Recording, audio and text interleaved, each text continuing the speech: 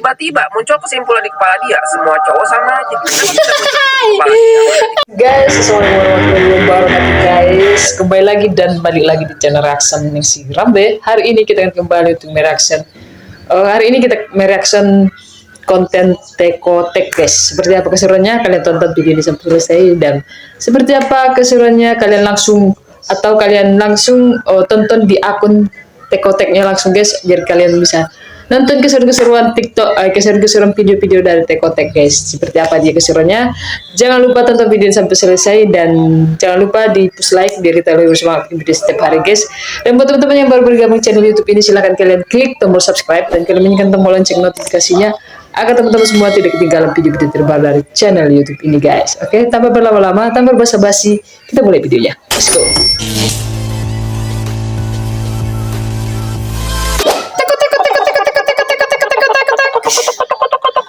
Standar TikTok part 1. Di dunia ini ada yang namanya manusia bang. Nah manusia dibagi dua, cewek dan cowok. Nah ini dua dibagi dua lagi bang. Ada yang otaknya normal, ada yang kagak punya otak. Mereka semua jumlahnya ada banyak, tersebar ke seluruh pelosok negeri kota. Gak di mana-mana, di kota ada, di kampung ada, di dalam keberan ada, di mana-mana ada. Jadi warna-warni banget. Orang yang normal cenderung ngumpulnya sama yang normal juga, sedangkan yang nggak punya otak itu mereka kumpul masing-masing juga tuh. Dan mereka cenderung anti sama yang punya otak, karena di mata mereka orang yang punya otak itu kagak punya otak. Jadi so pinter padahal nggak punya otak. Itulah ciri-ciri orang yang nggak punya otak, merasa punya otak. Gak cowok sama aja. Mereka padahal bisa milih nimbrung sama orang-orang yang punya otak, tapi gengsi karena mereka pengen pinternya di atas orang yang punya otak, tapi nggak bisa karena sekali lagi mereka nggak punya otak. Jadi masih ikutin ya. Kalau nggak punya otak bakal ketemunya sama cewek nggak punya otak juga, karena masih satu lingkungan, satu circle, dan mereka cenderung jodoh tuh. Nah ini otak masalahnya nih, cowok ini nggak punya otak ya kan, akhirnya dia pasti dilaki orang nggak ngelakuin apa yang biasa orang punya otak lakuin. Contoh, nafkain keluarganya, ngajarin keluarganya, tanggung jawab sama keluarganya, itu semua nggak dilakuin tuh, karena kan ide dari aktivitas-aktivitas itu terkandung ke dalam sebuah otak, sedangkan dia otaknya nggak punya otak. Dia ngelakuin aktivitas-aktivitas yang orang punya otak nggak lakuin. Contoh, main cewek, main judo, lu semua tahu lah yang kayak mana lah ya. Jadi sekarang kebayang nggak bininya kayak mana? Cenderung nggak punya otak juga. Hasil didikan lakinya atau emang nggak punya otak dari lahir? Karena lakinya kurang ajar, jadi dia juga terbiasa kurang ajar sama lakinya. Apakah salah dia dapat laki kurang ajar? Lu jawab sendiri dah. Pasti dia yang punya otak. Tiba-tiba pas udah jadi lakinya, dia kaget, kok laki gua kurang ajar ya. Lambat, jangan kaget lambat. Nah tahu-tahu nih, nah ini nih, tiba-tiba muncul kesimpulan di kepala dia, semua cowok sama aja. Semua cowok sama aja guys. Muncul pikiran di kepalanya, semua cowok sama aja gitu guys. Ada otak. Selama ini dia berada di lingkungan yang nggak punya otak. Bahkan dia nggak tahu kalau di dunia itu ada cowok yang punya otak. Padahal salah dia mainnya nggak jauh. Nah cewek-cewek ini mereka cenderung main TikTok. Nah ini otak masalah barunya nih. Kan tadi mereka nggak punya otak tapi merasa punya otak ya. Akhirnya mereka sering bikin konten nggak pakai otak, karena di kepala mereka cowok itu semuanya kayak lakinya yang nggak punya otak. Akhirnya mereka munculin standar-standar yang ini contoh dari standar yang ini suami berarti budak suami, terus lari dari si paling sayang ibu, marriage is scary. Ini semua aduh bener lagi banyak banget. Kenapa ya? Oh ternyata karena yang nggak punya otak itu ada banyak banget, dan si benda ini nih nggak ada urusan tuh. Pokoknya tahun ini engagementnya tinggi ya, gue tongolin ke orang-orang terlepas dari yang bikin konten punya otak apa kagak gitu. Dari sinilah munculnya standar TikTok. Akhirnya cewek-cewek di sana yang awalnya punya otak jadi mulai sirna tuh otaknya. Bahkan yang belum merit aja, yang otaknya masih dalam tumbuh kembang ya, jadi ikutan sotoy juga soal pernikahan. Aneh banget. Lu dapat gambaran betapa seremnya permeritan, tapi lu nggak punya gambaran betapa seremnya nggak merit sampai mati. Sekali lagi inget loh, lu dapat standar dari orang-orang yang nggak punya otak. Nggak punya otak, paham gak sih? Otaknya nggak ada, nggak punya otak. Anjir, napas dulu gua. Aduh, standar TikTok memang gimana ya, standar TikTok ini bikin kita ini insecure kadang-kadang guys ya. Kita yang belum merit aja kalau nengok pernikahan, wah buyar guys, buyar. Tapi kita nggak ngikutin standar TikTok ya. Next part 2 guys.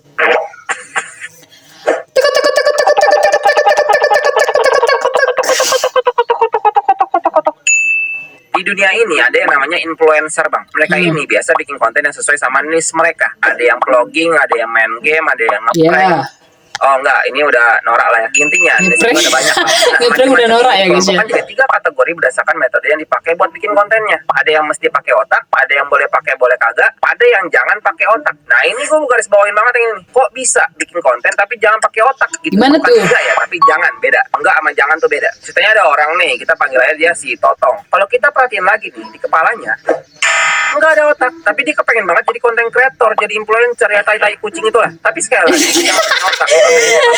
Tai kucing itu lah. Kategori pertama tadi yang mesti pakai otak, akhirnya dia coba pakai kategori kedua yang terserah mau pakai otak apa kagak. Tapi kok nggak naik ya? Gimana ya cara dapat viral? Gimana dapat viral, Nah, guys? seandainya dia ada secarik otak kecil aja nggak apa-apa, dia bakal terus berusaha di kategori kedua atau bahkan dia berusaha buat coba bikin kategori pertama dan biasanya ada kemungkinan berhasil. Bukan nggak ada loh ya, ada banyak contohnya. Tapi sekali lagi dia nggak punya otak, makanya dia justru pindah ke kategori yang gua garis bawain tadi. Jangan pakai otak. Dia mutusin joget-joget di tengah jalan, cuma pakai sempak sama mukanya dicengong. Dia mutusin joget-joget di tengah jalan, guys, biar dapat view yang meledak gitu ya. Otak, betul nggak? Ya betul lah. Nah ceritanya banyak yang ngomel, kesel, diomongin lah jadinya dan dapat trending. Nah ini letak masalahnya nih. Dari situ dia udah dikenal sebagai influencer yang nggak punya otak. Influencer yang nggak punya otak.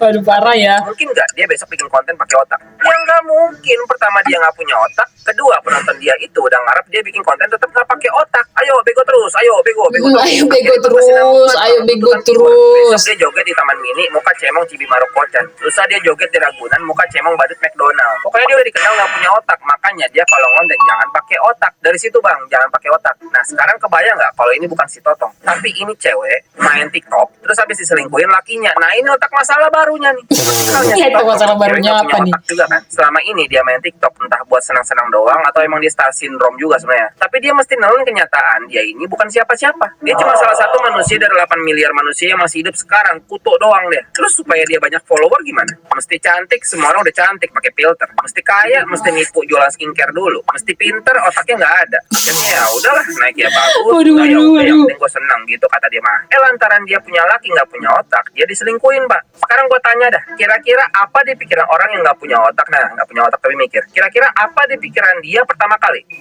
Betul, umbar aib di TikTok. Umbar aib di Kategori TikTok. nomor 3 tadi ya, konten yang jangan pakai otak. Karena kalau dia pakai otak harusnya dia malu gitu. Tapi kan orang nggak punya otak cenderung nggak punya malu gitu ya. Dan saat dia ceritain betul, kisah dia betul. diselingkuhin nih, rame banget. Trending, rame banget, guys, Sekian umbar aib. ya. Ternyata karena yang nggak punya otak itu ada banyak banget. Akhirnya dia dikenal sebagai apa sekarang? Cewek korban selingkuh. Konten lah. Cewek apa selingkuh, guys ya, sumpah. Dia bisa bikin konten lain tapi pakai otak. Ya nggak mungkin. Pertama Nggak, dia siap. nggak punya Punya otak, Kedua, kedua, penonton dia nunggu drama dia doang, bodo amat gitu. Pokoknya gue taunya lo korban selingkuh, kasihan tai kucing udah. Akhirnya berkesinambungan, dia mesti nangis-nangis di konten. Dia mesti gitu ngeluarin terus, dia kesalahan mesti- mantan suaminya iya. itu. Atau kadang dia mesti jadi setan juga. Gimana kalau ternyata suami yang kamu kira penyayang banget itu ternyata diam-diam sering pijit plus-plus? Ini goblok banget. Aduh. Otaknya beneran gak ada. Dia mesti bikin kayak gitu. Kalau nggak gitu view-nya nggak jutaan, Pak. View-nya nggak Makanya, jutaan. Pokoknya dia Iya, kalau konten tuh benerin. jangan pakai otak. Intinya itu udah anjir, tarik napas gua. Ya, Cuma dipakai ini, kalian wajib banget tahu, dia lembut banget di kulit. Baby, jangan dengerin. Dia nggak punya otak. Barusan dia pakai anaknya yang broken home buat endorse. Jangan dengerin. Jangan dengerin. Papa beliin itu. Anjir. Mana sibuk mencari cinta dan aduh. sampai yang dia pakai hari Aduh, ini standar tuh TikTok dapat ya, uang guys, ya. rezeki yang banyak. Itu sibuk nyari validasi orang, bangsat. Sibuk bikinin outfit tuh sibuk nyari validasi orang, anjing. Lu tuh Sibuk tuh, guys. Kita kadang-kadang ini sibuk sama apa ya, guys ya? Sibuk sama validasi orang. Bukan gimana sih bilangnya? Kita ini terlalu memikirkan omongan orang, tapi bukan dari dalam diri kita gitu, guys. Cuman ya gimana ya, namanya juga orang nggak punya otak. Gara-gara telat minum pil KB, aku kebobolan sampai dibilang bego sama suami. Setiap minum pil KB, perut aku sering kram. Habis marah-marah, sekarang dia udah 3 hari belum pulang. Aku stres banget. coba teman-teman kita perhatikan baik-baik. Kalau abis dengerin kata-kata dia terus lu ikutan panas sama lakinya atau bahkan sampai ikutan ngatain lakinya di kolom komentar, mohon maaf, berarti lu nggak punya otak. Nah, kok bisa? Ini bagi yang merasa nggak punya otak ya, gue jabarin buat lu. Pertama, lu nggak kenal itu mbak siapa. Kedua, lu bener-bener harus nggak punya kerjaan buat dengan ikhlas dan redo ikut campur urusan orang. Bisa tuh goblokan Ya, ini sih Lu kebanyakan kan nggak tahu orang kalau ya, si Mbak sifat itu orang sebenarnya ya. ngarang, lu nggak tahu kan lakinya aslinya baik, tapi karena gua ngarang begini jadi view gua tinggi, dapat viral tai kucing. Benar-benar otak lu tuh nggak ada gitu. Inilah yang terjadi ketika orang nggak punya otak bikin Bikin konten dan konten, ditonton ketemu sama yang orang, nggak punya ditonton otak. sama Ayo, orang masuk nggak ya, punya masuk, otak. masuk, Iya. masuk. Mas mau ikut masuk bisa? 1 tambah 1 berapa? 5. Yuk silakan masuk. Apa alasan orang-orang ini percaya gitu aja? Apakah karena mereka pernah interview langsung si Mbak bersama lakinya? Apakah karena mereka punya ilmu mentalis sampai bisa tahu si Mbak ngomong bener nggak? Atau karena mereka bisa telepon Tuhan langsung gitu? Kagak. Hanya karena mereka merasa relate, hanya karena mereka suka drama, hanya karena merasa laki modelan begitu udah nggak bikin kaget, udah banyak laki goblok di mana-mana. Otomatis bagi mereka si Mbak kredibel, 100% bisa dipercaya. Udah segitu doang kemampuan otak. Segitu doang Nggak bisa lebih jauh dikit otaknya. gitu, ntar pusing palanya. Soalnya otak dia tuh kecil banget, kecil banget. Mesti Pusing disuruh pakai kepalanya. mikroskop. Masih gedean amoeba dibanding otak dia. Jadi bisa juga kita bilang nggak punya otak gitu. Terus orang-orang ini kan nggak punya kerjaan ya, karena itu tadi dia sempet-sempetnya ikut campur urusan orang gitu. Nah orang-orang nggak punya kerjaan cenderung caper. Nah ini masalah baru nih bang. Orang-orang nggak punya otak ini berlomba goblok bang. Siapa paling goblok dia menang gitu. Menang aja itu ditandai. Aduh. Udah pencapaian Top komen, gitu doang. pencapaian hidup dia Komen itu, segoblok. komen segoblok Diikuti mungkin sama ya. banyak orang dapatlah top komen. Seneng banget itu be, seneng banget. Gua top komen, lu enggak.